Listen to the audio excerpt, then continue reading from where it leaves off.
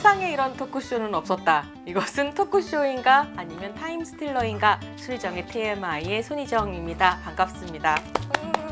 저희는 본격 키워 토크쇼인데요. 오늘 드디어 이제 4번째 새로운 게스트를 모시고 이야기를 시작을 좀 해보겠습니다. 많이 기대를 해주시고요. 그리고 저희 큐플래닛은 여전히 구독, 좋아요, 공유에 목마릅니다. 여러분들의 많은 사랑과 관심 부탁드립니다. 그럼 이제부터 손희정의 TMI 가보겠습니다. TMI의 4번째 게스트는 이리 배우님입니다. 박수로 환영해 보겠습니다. 반갑습니다. 네, 안녕하세요. 네, 이렇게 안녕하세요. 와주셔서 감사합니다. 네, 불러주셔서 감사합니다. 네. 네. 저희 큐플래닛 시청자들한테 인사 좀 해주시겠어요? 네. 안녕하세요. 저는 배우 일이라고 합니다. 연극 배우이고요. 거리 공연도 하고 있고 누군지 모르시겠지만 네, 그런 사람입니다. 반갑습니다. 아니요, 지금 이리 배우님 팬분들이 막 몰려와서 저희 구독 막 눌러주고 있을 거다 그럼 정말 좋을 텐데요. 기대하고 있고요. 3명?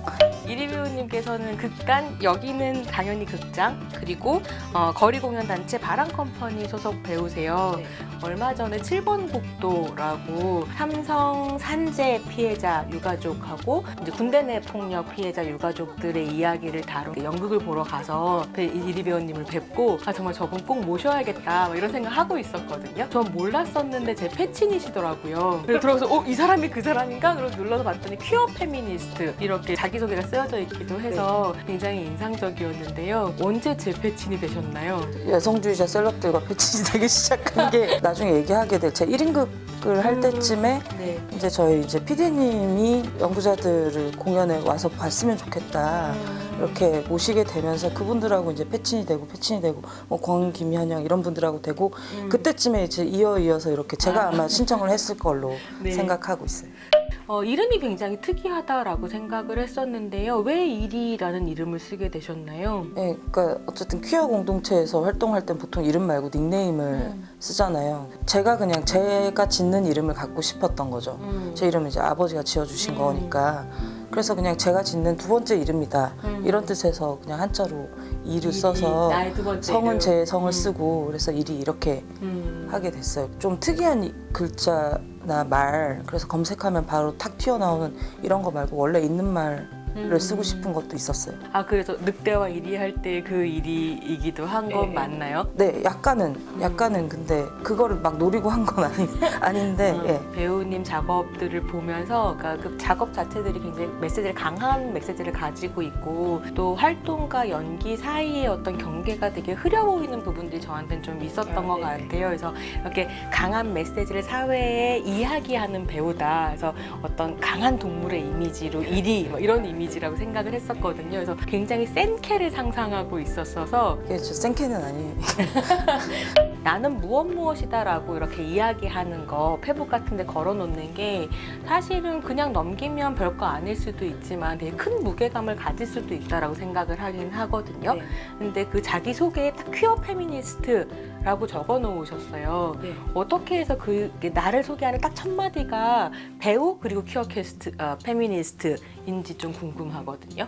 네, 뭐 어쨌든 SNS용 정체성이라기보다는 아이덴티티가 있는 것 같아요. 그거는 제가 그냥 시민으로 살아가는 것보다 좀 더 많은 사람들한테 노출이 되잖아요.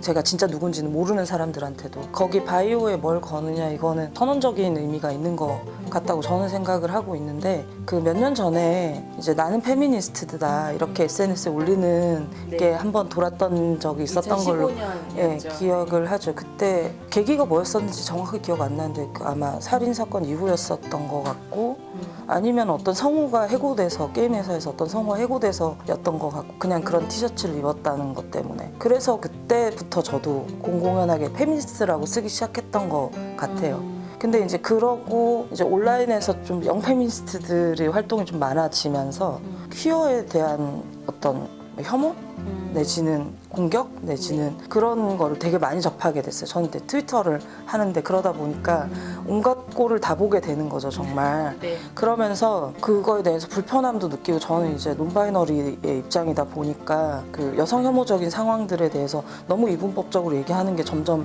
불편해지는 거예요. 퀴어라고 써놓자 그냥 그게 낫겠다. 예. 그래서 그 비슷한 선언적 의미로 퀴어라는 말 같이 쓰게 되고 그 뒤에 이제 또 나중에 이제 채식주의자가 붙고 이제 이런 순서로 됐던 것 같아요. 스스로를 페미니스트라고 자각하고 페미니스트라고 얘기한 지는 되게 오래되신 건가요? 그런 단계가 있잖아요. 내가 페미니스트라고 할 자격이 있나?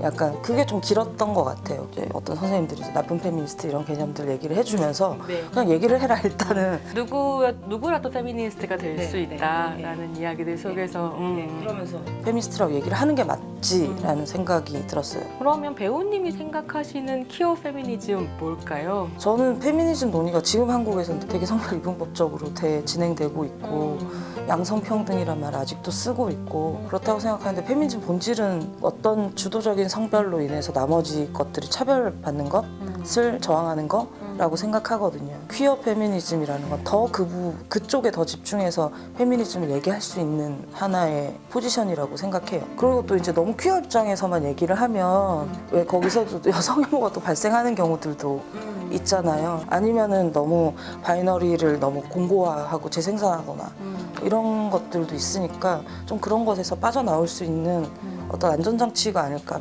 퀴어 페미니즘은. 저는 좀 그렇게 생각하고 있어요. 그러니까 제가 개인으로 살아가기에 저한테 좀 좋은 관점이다. 제가 실수하지 않을 수 있는 라고 생각합니다. 계속 내가 어떤 주류에 놓일 수 있는가를 성찰하면서 나의 주변성들을 살펴보고 내 주변성 안에서 또 다른 사람들이랑 연대하고 이런 것들을 퀴어 페미니즘이라고 이해를 하시는 것 같아요. 이번에 서울 퀴어 문화 축제 공간대여 하는 문제 때문에 줄서기 운동이 4월에 막 펼쳐졌었잖아요. 딱 그 시점이었거든요. 이디 배우님 페북을 봤는데 나 오늘 줄서기 하러 간다 이렇게 올리셨더라고요. 그래서 약간 그 줄서기가 어떤 운동이었는지 배우님 왜 참여하게 되셨는지 궁금하거든요. 퀴어 퍼레이드를 할 때는 집회 신고를 해야 되잖아요. 근데 집회 신고를 그냥 하면 되는데 왜 줄을 서냐. 근데 이제 혐오 세력들이 그 집회 신고를 막고 그 공간에 우리가 쓰고 싶은 공간을 못 쓰게 하려고 이제 먼저 집회 신고를 하거나 해서 그거를 이제 되게 부지런해요. 네, 그러니까요. 그 약간 직업인 것 같아요. 거의 직업 수준으로 그거를 하고 계신데 그거를 이제 막기 위해서 막 분쟁이나 아니면 좀 절차가 그러니까 경찰 측에서 집회 신고할 때 그러면 선착순으로 하겠다라고 몇 년 전부터 얘기를 해서 그러면은 가서 줄을 서 있으면 되는 거냐. 그러니까 그 전날 밤에 가서 줄을 서고 그게 그 전날이 전전날이 되고 뭐 열흘이 되고 일주일이 되고 이러면서 이번에 거의 한 달 정도 한 달? 일주일밖에 안 됐어요. 되게 길게 느껴졌는데 일찍 가서 그 구간들을 다 신고를 해야 되니까 그래서 이제 가서 줄을 서 있게 되고. 근데 그 보니까 또 남대문 경찰서, 서울지방경찰청, 종로경찰서 이렇게 세 군데에 심지어 줄을 서서 의자 하나를 지키는 게 제일 중요하더라고요. 이제 이렇게 돌아야 되니까 그 코스 안에 있는 관할에 따라서 아마 각각에 가서 하시게 된 것 같았어요. 네. 이번에 좀 길잖아요. 코스가 제가 알기로는 퀴어 퍼레이드 사상 처음으로 코스가 미리 공개가 됐어요. 그 전에는 공개를 하면 언제 들이닥칠지 모르고 막 그런 것 때문에 공개 못 하고 있고 막 이런 게 많이 있었거든요. 그래서 현장 가서 알고 트럭 따라가고 막 이런 경우도 있었는데 근데 뭐 그게 저는 신촌에서 퀴어 퍼레이드 했을 때 갔었거든요. 제가 그때 신촌 살고 있었는데 그때 제일 심하게 드러누웠던 그 해죠. 네. 최현 씨 막 머리 뜯기고 있고 막 이런 거 다 눈으로 제가 봤어요. 그래갖고 제 기억엔 제가 이제 맨날 거리에 나가서 시위하고 경찰들 쫓아오면 도망 다니고 이럴 때인데 경찰들이 거기도 있는데 안 막는 거예요. 이 사람들은 왜 이게 이렇게 되지 이런 생각이 그때 들었던 것 같아요. 그 뒤부터 저는 특별한 일이 없으면 퀴어 퍼레이드 꼭 가는데 그 돈도 되게 많이 들고 되게 엄청난 사람들이 갈아 넣어지는 작업이잖아요. 솔직히 말하면 정말 생각보다 그 집행부 수가 너무 적고 근데 뭐 제가 하필 마침 딱 그 7번 구도 공연 딱 끝나고 그 타이밍이 딱 맞았어요. 못 놀면 뭐하나 가서 그냥 앉아있는 건데 놀면 뭐하나 나도 가서 앉아있어요. 네, 가서 앉아있는 거 왜냐면 저도 매해 그 퍼레이드 가고 있는데 누군가 그걸 해줘서 제가 간 거잖아요. 그래서 그냥 한 번 가서 앉은 거죠. 그냥 카톡방에 들어와서 제가 몇 시부터 몇 시까지 어디 가 있을게요 하고 가서 앉아있으면 되는 그런 일이었어요. 그러니까 보니까 그 세 군데를 24시간씩 7일인가를 지켜야 되는데 거의 뭐 2, 3일 만에 그 시간표 다 찼었던 것 같고 내가 가겠다 이렇게 자발적으로 이야기를 하셔서 이번에 이제 퀴어 퍼레이드에서 퍼레이드 행진 노선 공개하면서 우리가 다 함께 만든 코스다 이런 얘기 하시더라고요. 그러니까 어쩐지 저도 동참한 것 같고 기여한 것 같아서 좋기는 했었거든요. 머리 하나 채운 거. 네. 네, 그런 느낌. 뿌듯한. 근데 저는 사실은 서울지방경찰청에 앉아 있었기 때문에 근데 거기가 제일 조용하고 안전한 의자였다고 하더라고요. 남대문서가 가장 빡셌었던 것 같은데 거기 가셨던 거죠? 저는 종로에 있었어요. 종로에 있었는데 계셨어요? 그 단톡방이 있잖아요. 그 누가 언제 들어가냐 나가냐 네. 출석 체크하는 거기에 이제 남대문에 지금 문제가 있다라고 막 올라오고 그거를 이제 보고 있었는데 제가 하고 그 몇 시간 뒤였나 다음날 아침이었나 새벽이었나 그렇게 됐던 것 같아요. 근데 그 종로서 그럼 줄 서실 때 뭔가 뭐 인상적인 일이나 에피소드 있으셨어요? 이 단톡방 분위기와는 다르게 가면 엄청 어색하. 서로 그러니까 같이 줄 서러 온 사람들끼리도 너무 어색해서 네. 한마디도 서로 하지 않고 다들 네. 공부를 하시더라고요. 거기 건 읽고 거기 왔어요. 공부하기가 진짜 좋아.